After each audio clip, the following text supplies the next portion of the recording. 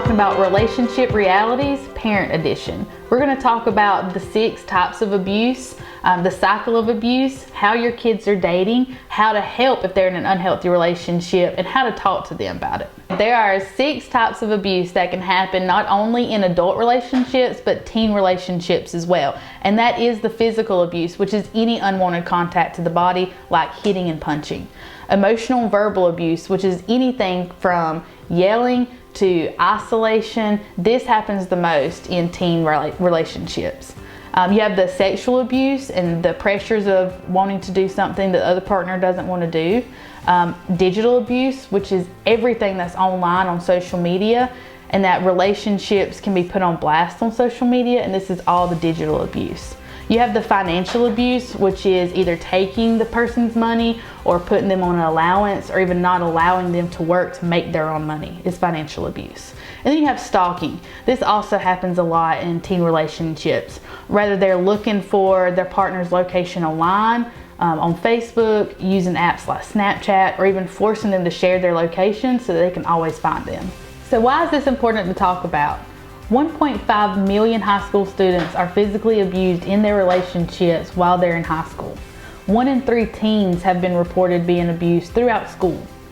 25% of high school girls have been a victim of physical violence in their relationships, and all of this can start as early as 6th grade. Abusive behaviors usually show up between 11 and 16 in men and women. It's important to help your kids or your students realize what a healthy relationship looks like. There's not many people or things out there talking about what a relationship looks like and what it should look like. Everyone gets their information either off of TV or from experience through life or what other people are doing. And today, all of those things are bad. Please talk to your kids about what a relationship looks like and how they should be having their relationships.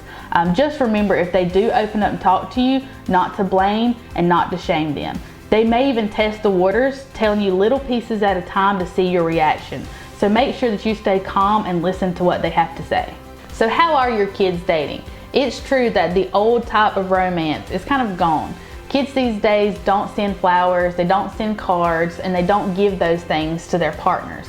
They express their love and show their relationship by technology, by posting pictures, by social media status, and going public. Every young person shows their affection in a different way these days. And remember, some relationships don't go public at all, and that's okay too.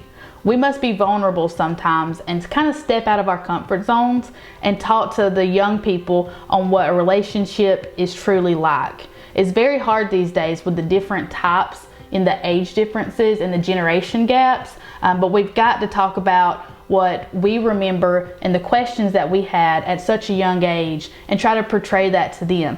Instead of talking at them or about them, let's just help them get through this process and learn how to have a healthy relationship.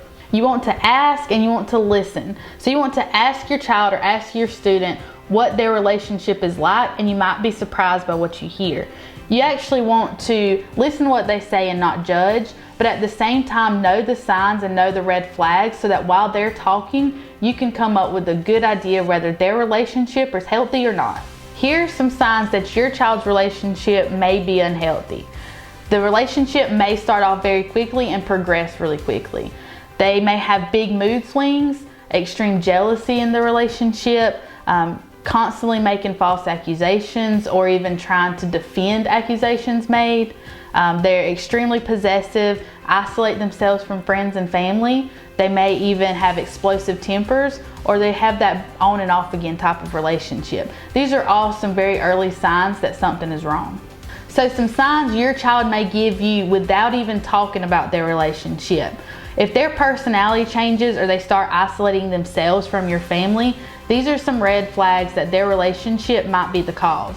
If they are consistently in communication with this person and can't seem to break away, if they have jealousy issues that you hear about, maybe they have the need to impress, or they even start making excuses for their partner and making excuses for why they can't be there and participate in family activities. Do keep in mind there is this cycle of abuse that's happening in a relationship, including teen dating violence relationships. So there's going to be that honeymoon stage where they're very in love, they can't get over each other, and they just want everyone to be happy and they want themselves to be happy.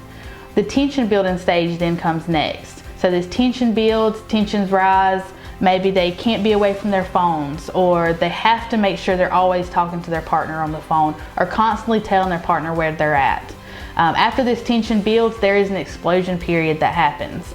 So maybe they're not at the location, or they don't answer the phone quick enough. This explosion, whether it's physical or emotional or verbal, this explosion happens.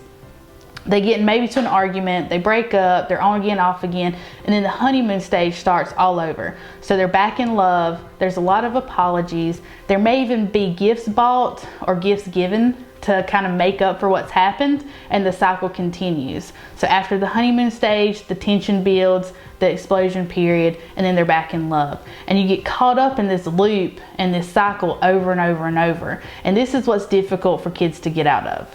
So how do you help your teens? You want to make sure you let them know that you are concerned for their safety, and maybe even let them know some of the red flags you've spotted that they may be doing or that you've seen in their relationship. You want to tell them that you believe them and that you are serious in helping them and creating a safety plan in helping them.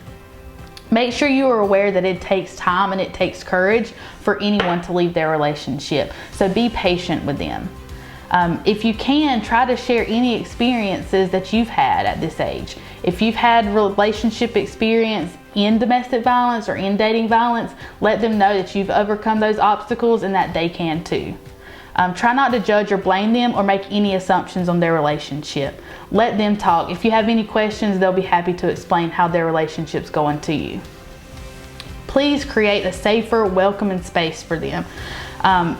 Making a hostile space makes it very difficult for teens to open up and then to leave a bad environment just to welcome into another bad environment. So please make it easier for them to talk to, make it a very comfortable zone, and make the conversations as easy as possible. Make sure your room matches the environment of your conversation.